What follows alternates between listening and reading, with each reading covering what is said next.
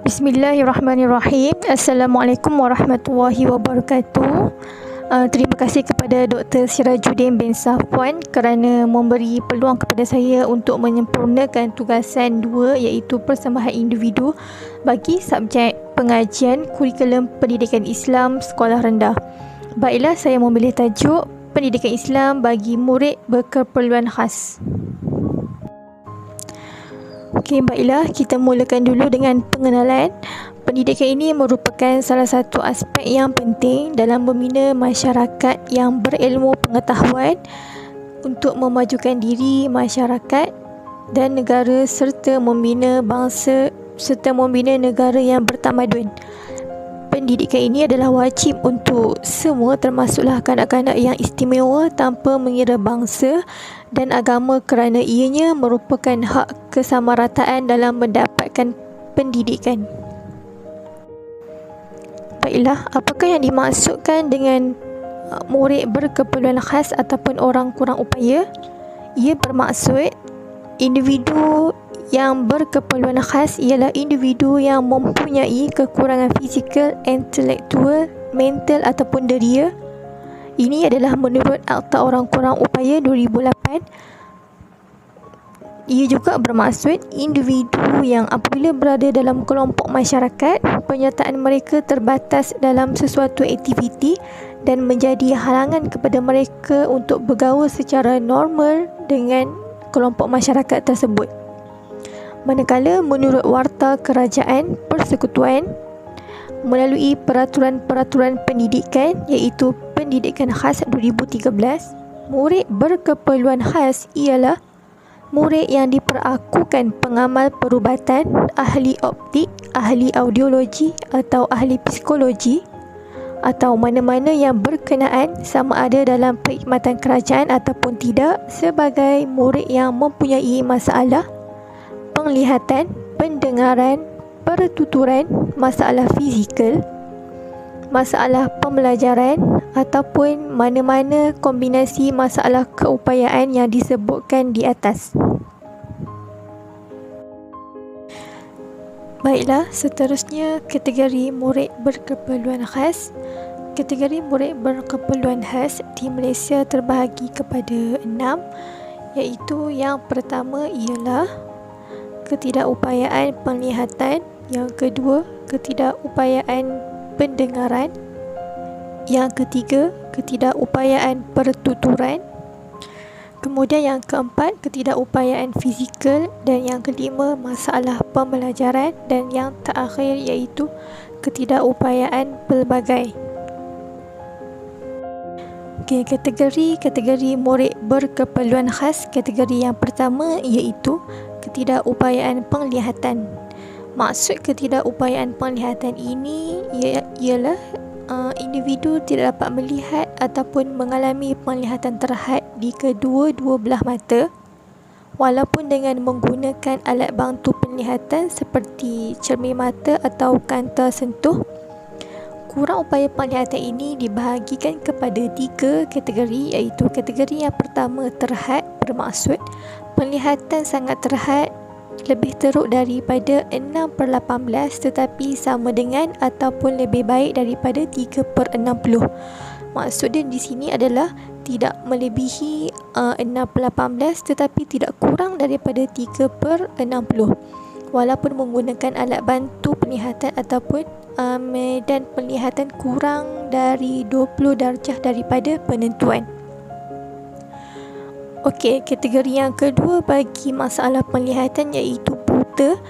Buta bermaksud penglihatan ini kurang daripada 3/60 ataupun medan penglihatan kurang daripada 10 darjah dari penentuan. Dan kategori yang terakhir bagi masalah penglihatan ialah buta sebelah mata, iaitu hanya sebelah mata sahaja berfungsi dengan sempurna dan sebelah lagi penglihatan kurang daripada 3/60 ataupun kurang daripada 20 darjah dari penentuan. Okey, seterusnya kategori yang kedua iaitu ketidakupayaan pendengaran. Ketidakupayaan pendengaran ini bermaksud murid yang mempunyai pendengaran masalah, dan ianya dibahagikan kepada 4 peringkat kehilangan deria pendengaran berdasarkan tahap disabel, iaitu kategori yang pertama, tahap yang pertama iaitu ringan, dan kategori yang kedua iaitu sederhana, kategori yang ketiga teruk, dan kategori yang keempat sangat teruk. Okey, pilihan komunikasi bagi kanak-kanak masalah pendengaran ini ianya bergantung kepada kesediaan intervensi awal kanak-kanak tersebut. Bagi kanak-kanak yang menggunakan alat bantuan pendengaran dan mempunyai keupayaan bertutur, maka komunikasi yang dipilih adalah pertuturan biasa dengan bantuan peralatan. Masalah yang seterusnya bagi murid berkeperluan khas ialah ketidakupayaan pertuturan. Ketidakupayaan pertuturan ini terbahagi kepada 4 masalah, iaitu masalah yang pertama, masalah sebutan kecenderungan meninggalkan suku kata ataupun mengubah bunyi sesuatu perkataan atau dikenali sebagai pelat. Kemudian kategori yang kedua bagi ketidakupayaan pertuturan, masalah gagap, ianya merupakan gangguan terhadap kelancaran percakapan. Aliran pertuturan terganggu di mana seseorang itu mungkin mengulangi perkataan ataupun berhenti seketika atau mencelah dengan suku kata ataupun perkataan. Gagap ini kerap berlaku apabila individu tersebut teruja dan ingin menyatakan sesuatu dengan cepat. Kemudian tahap yang ketiga, kategori yang ketiga ialah masalah suara, iaitu berkaitan dengan kualiti suara seseorang. Ianya mungkin terlalu lantang, lembut, garau, kasar, sengau, ataupun nada tinggi ataupun nada rendah, ataupun nada yang sama dan tidak berubah. Dan seterusnya yang terakhir ialah masalah bahasa. Ianya berkaitan dengan masalah sistem saraf pusat. Masalah ini mengganggu kefahaman ataupun penggunaan afasia, iaitu menghadapi perkataan. Istilah afasia yang digunakan ini bermaksud kesukaran perbualan perkataan seseorang yang mentafsir bahasa dalam sesuatu dan kesukaran menggunakan bahasa yang sesuai sewaktu berkomunikasi. Maksudnya individu mengalami masalah komunikasi. Dan masalah pertuturan ini menyebabkan kanak-kanak berasa tidak selesa dalam situasi sosial dan memberi kesan kepada perkembangan kognitif kanak-kanak.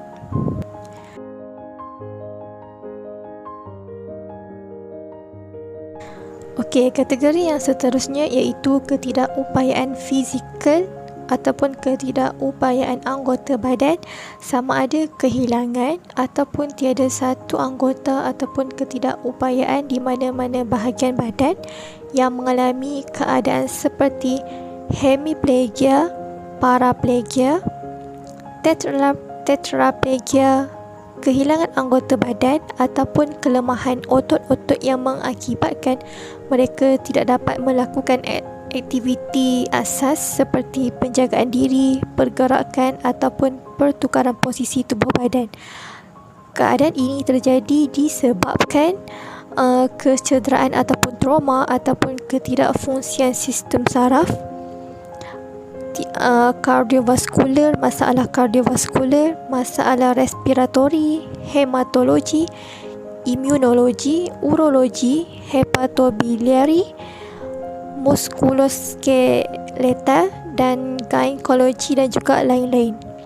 Contoh ketidakupayaan fizikal seperti kehilangan ibu jari tangan, stroke, pengembalian fungsi,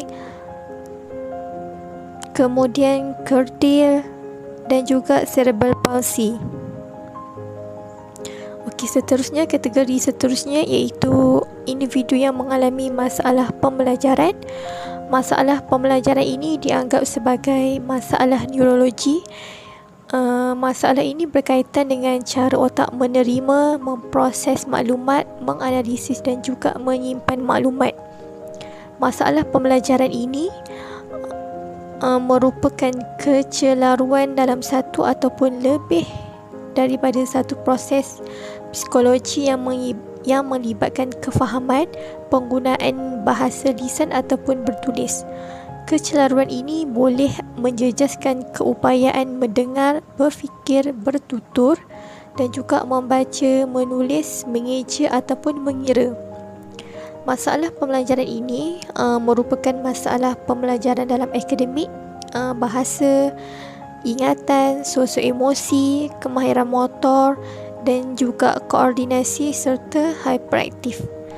Kategori-kategori bagi murid yang mengalami masalah pembelajaran ini seperti disleksia, ADHD iaitu Attention Deficit Hyperactive Disorder, slow learner iaitu lembam, autism, syndrome Down yang mengalami terencah akal yang ringan.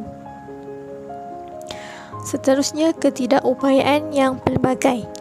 Ketidakupayaan yang pelbagai ini adalah kombinasi ketidakupayaan seperti yang berikut: masalah pembelajaran, ketidakupayaan pendengaran, ketidakupayaan penglihatan, ketidakupayaan fizikal, ketidakupayaan pertuturan. Masalah ini dia menggabungkan semua masalah yang di atas.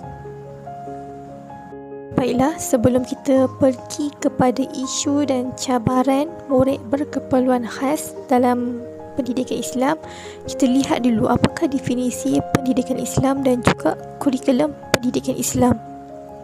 Baiklah, definisi pendidikan Islam, Ahmad Muhammad Saleh 2008 berpendapat bahawa pendidikan Islam ialah satu proses mendidik dan melatih akal, rohani, jasmani individu berdasarkan nilai-nilai Islam dan juga berteraskan Al-Quran dan Sunnah supaya dapat melahirkan individu yang bertakwa dan mengabadikan diri hanya kepada Allah. Manakala menurut Izuli Zulkifli tidak dinyatakan tahun berpendapat bahawa pendidikan Islam ialah pendidikan yang merangkumi segala bentuk pengajaran dan pembelajaran ilmu serta pendidikan akhlak dan jiwa manusia. Jadi dapat disimpulkan bahawa pendidikan Islam ini ialah satu proses yang mendidik dan melatih sahsiah, jasmani dan rohani manusia berpandukan nilai-nilai Islam yang berasaskan sumber wahyu Al-Quran dan Sunnah supaya dapat membentuk manusia yang bertakwa dan hanya mengabadikan diri kepada Allah semata-mata. Pendidikan Islam ini dapat dibahagikan kepada tiga, iaitu yang pertama, pendidikan roh iaitu jiwa spiritual, yang kedua, pendidikan akal dan yang ketiga, pendidikan jasmani, termasuk juga di dalamnya tentang pendidikan kesihatan. Seterusnya, kurikulum standard sekolah rendah pendidikan Islam. Kurikulum ini berteraskan falsafah pendidikan kebangsaan dan juga falsafah pendidikan Islam kebangsaan. Falsafah pendidikan Islam kebangsaan ialah satu usaha berterusan untuk menyampaikan ilmu, kemahiran dan penghayatan Islam berdasarkan Al-Quran dan juga Sunnah bagi membentuk sikap, kemahiran, kepribadian dan pandangan hidup sebagai hamba Allah yang mempunyai tanggungjawab untuk membangunkan diri, masyarakat, alam sekitar dan negara ke arah mencapai kebaikan di dunia dan kesejahteraan abadi di akhirat. Okey, matlamat kurikulum pendidikan Islam adalah untuk melahirkan individu yang berilmu, beriman, berketerampilan, beramal soleh dan berakhlak mulia berdasarkan Al-Quran dan Sunnah serta menjadi hamba yang bertakwa untuk mempertingkatkan tamadun bangsa dan negara serta berjaya di dunia dan akhirat. Manakala objektif kurikulum pendidikan Islam ini sebenarnya terdapat banyak, jadi saya cuma sebutkan 3 sahaja. Objektif yang pertama adalah supaya individu dapat membaca Al-Quran dengan bertajwid dan mengamalkannya secara berterusan. Manakala objektif yang kedua ialah individu dapat membaca dan memahami hadis terpilih, mengaplikasi dan menghayati dalam kehidupan seharian. Dan objektif yang ketiga adalah individu dapat mengamalkan konsep asas ibadah untuk memenuhi tuntutan fardu ain dan juga fardu kifayah untuk diaplikasikan secara istiqamah.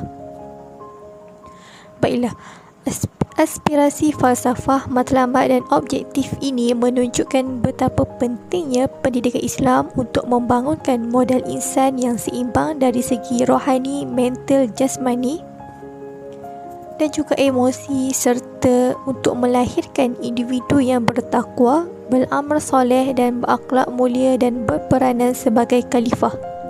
Namun begitu, untuk menyahut aspirasi ini, perhatian yang sangat penting perlu diberikan kepada golongan kurang upaya ataupun murid berkeperluan khas, kerana mereka juga merupakan modal insan. Sekiranya potensi mereka digilak, mereka dapat berdiri sama tinggi dan juga duduk sama rendah dengan individu normal yang lain. Di samping itu, tugas guru pendidikan Islam juga adalah sebagai murabbi yang bukan hanya tenaga pengajar biasa. Menurut Nur Jihan dan Abdul Halim 2013 menyatakan bahawa guru perlu menghayati peranan mereka sebagai murabbi, kerana tanggungjawab guru bukan sekadar menyampaikan ilmu, tetapi membimbing mereka tanpa memilih kasih walaupun mereka merupakan murid berkeperluan khas, supaya mereka juga dapat menjadi generasi Muslim yang holistik dan seimbang dari segi jasmani, rohani, intelek, emosi. Untuk melaksanakan pengajaran pendidikan Islam, terdapat beberapa isu dan cabaran yang perlu dihadapi oleh pendidik zaman sekarang. Baiklah, isu dan cabaran murid berkeperluan khas dalam pendidikan Islam. Isu yang pertama adalah tentang pengetahuan, kebolehan dan keyakinan guru dalam menyampaikan isi kandungan pendidikan Islam. Untuk menyampaikan pengajaran, guru perlulah mengaplikasikan kaedah yang sesuai dengan keperluan pelajar mengikut ketidakupayaan mereka. Sebagai contoh, murid yang mempunyai masalah penglihatan perlu menggunakan mesin braille dan untuk menulis dan juga membaca Al-Quran. Namun begitu, berdasarkan kajian yang telah dijalankan oleh Hajarul Bahti dan rakan-rakannya mendapati bahawa sebahagian guru pendidikan Islam di sekolah menengah pendidikan khas tidak menguasai kod braille. Manakala isu yang kedua pula ialah guru tidak mempunyai kemahiran dan juga ikhtisas dalam bidang pendidikan khas. Hal ini dapat dibuktikan dengan kajian yang telah dilakukan oleh Muhammad Mokhtar dan juga Aliza pada tahun 2003 telah mendapati bahawa hanya 30.4% sahaja guru mempunyai pengetahuan dalam strategi pengajaran pendidikan Islam khusus kepada kanak-kanak berkeperluan khas. Sebagai contoh, terdapat guru pendidikan Islam yang tidak tahu membaca dan menggunakan kod braille dan mereka perlu belajar sendiri untuk menyampaikan ilmu kepada anak murid mereka. Kemungkinan di situ akan wujudnya kesalahfahaman tentang kod braille dan juga salah dalam menyampaikan ilmu. Pengetahuan tentang kod braille juga sangat penting untuk diketahui oleh guru kerana kod braille ini berfungsi sebagai garis panduan supaya guru dapat mengajar, mendidik dan memahami apa yang hendak disampaikan kepada murid-murid berkeperluan khas yang mempunyai cacat penglihatan.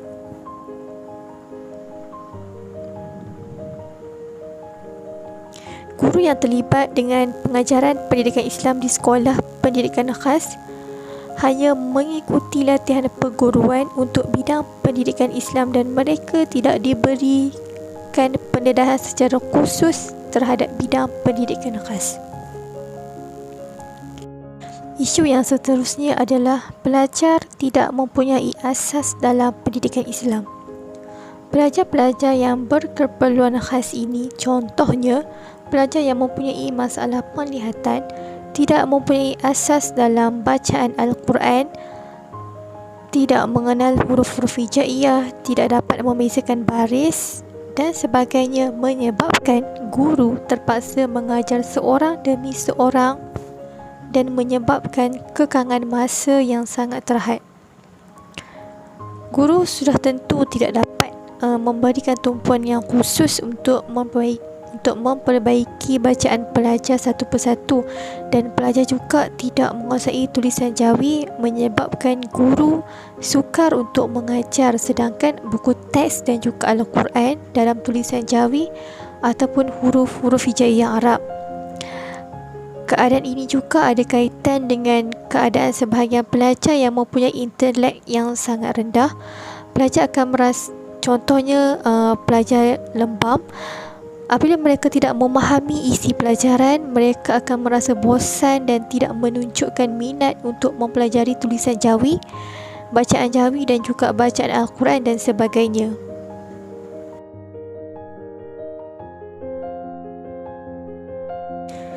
Isu yang seterusnya ialah guru tidak mempunyai bahan bantu mengajar yang mencukupi. Kekangan peralatan teknologi serta alatan lain untuk mengembangkan dan menyampaikan pengajaran yang mengandungi gambar, video, audio dan internet yang kurang laju menyebabkan proses pengajaran dan pembelajaran pelajar terbantut. Sebagai contoh, murid yang mengalami masalah penglihatan memerlukan buku teks dan juga nota dalam bentuk audio supaya membantu kefahaman mereka. Namun begitu, buku teks dalam bentuk audio belum dihasilkan lagi pada masa kini. Isu yang terakhir ialah ibu bapa menyerahkan sepenuhnya tugas pengajaran kepada guru. Hal ini menyebabkan tugas guru pendidikan Islam lebih sukar dan beban yang ditanggung lebih berat, terutamanya dalam bidang Al-Quran dan juga Jawi.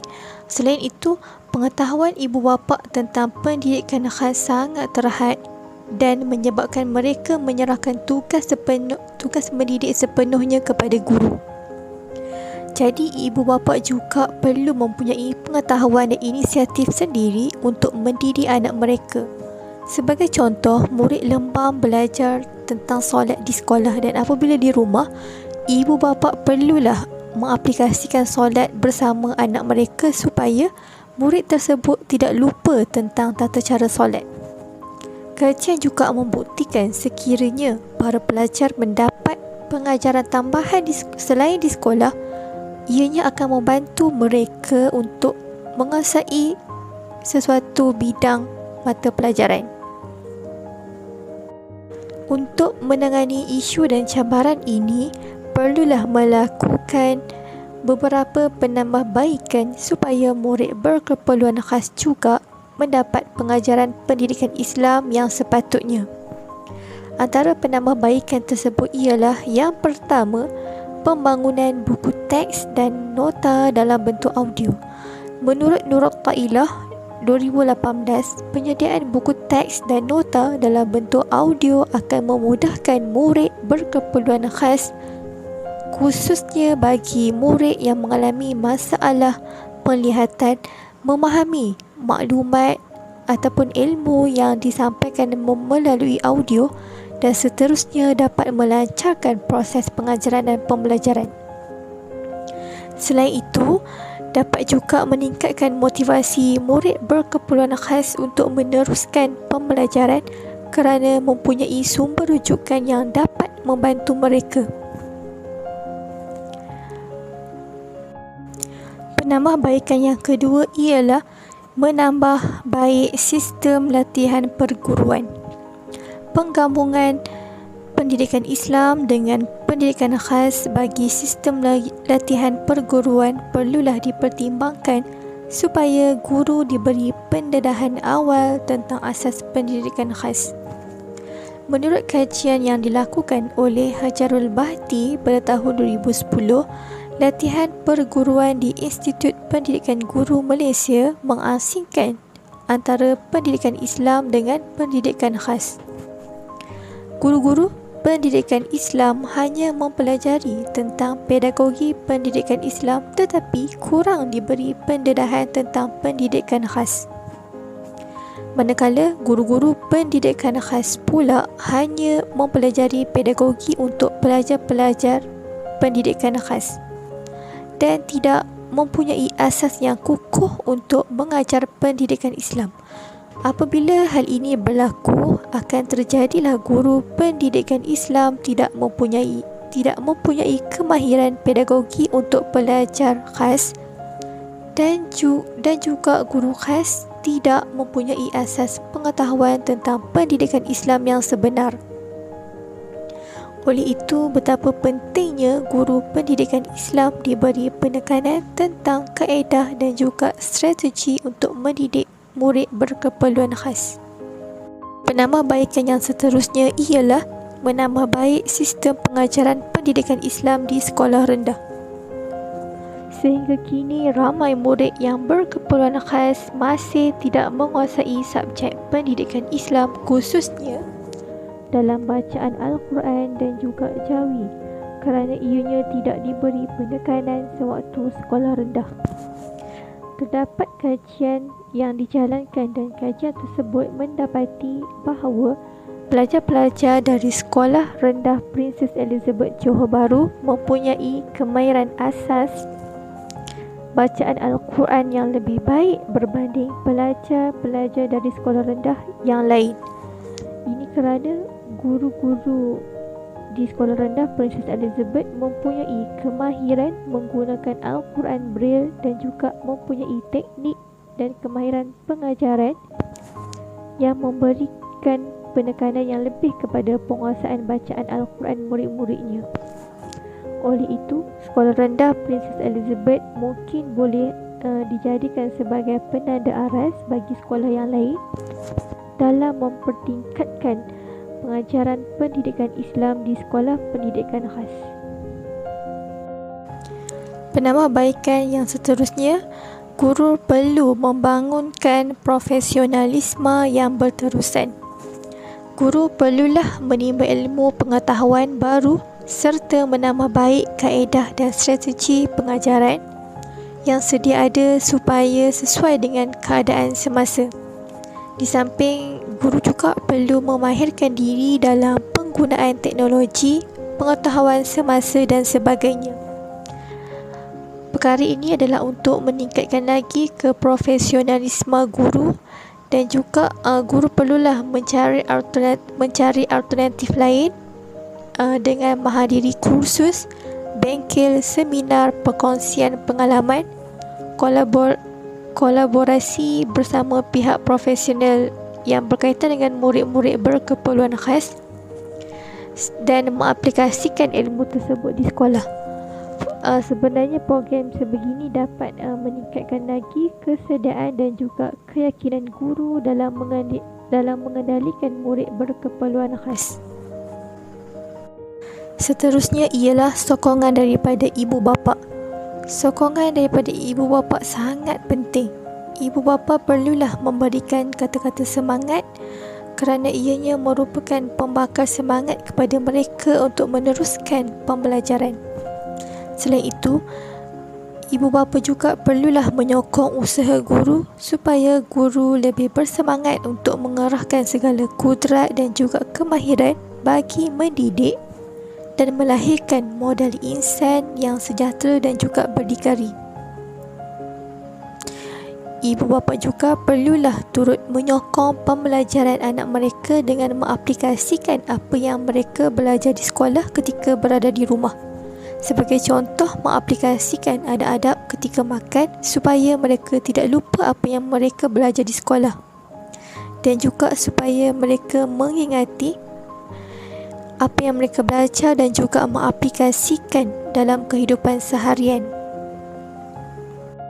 Usaha yang seterusnya ialah mempergiatkan cetakan Al-Quran Braille yang mengandungi hukum tajwid.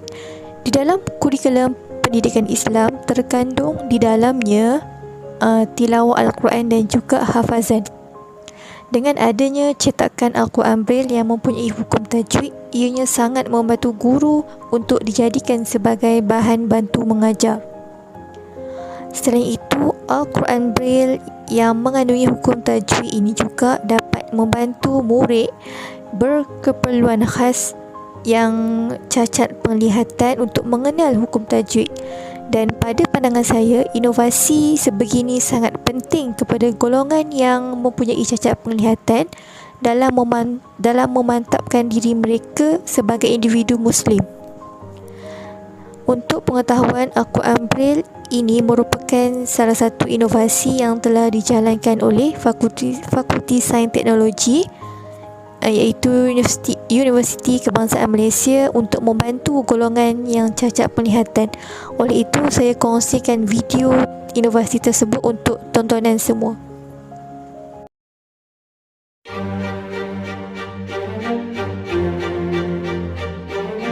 Jadi puncanya kebanyakan Braille Al-Quran yang piawai ini tidak mengemukakan tajwid, hukum-hukum tajwid yang penuh. Jadi dengan cadangan projek alat pengajaran dan pembelajaran Al-Quran Braille Jawi, kita cuba menengahkan satu inovasi lah. Dia melibatkan transliterasi teks-teks Al-Quran digital kepada kod-kod Braille. Jadi pendidikan yang dicadangkan ini menengahkan 3 komponen utama. Yang pertama, simbol grafik, papan kunci, dan juga transliterasi Braille Al-Quran. Projek yang kedua melibatkan model alat tutorial mempelajari kod-kod Braille. Dan yang ketiga, modul Braille Al-Quran bertajwid. Jadi tujuannya adalah untuk membantu orang-orang cacat, orang kurang upaya cacat penglihatan. Kalau kita lihat ada 2 sebab utama lah mengapa mereka perlu dibantu.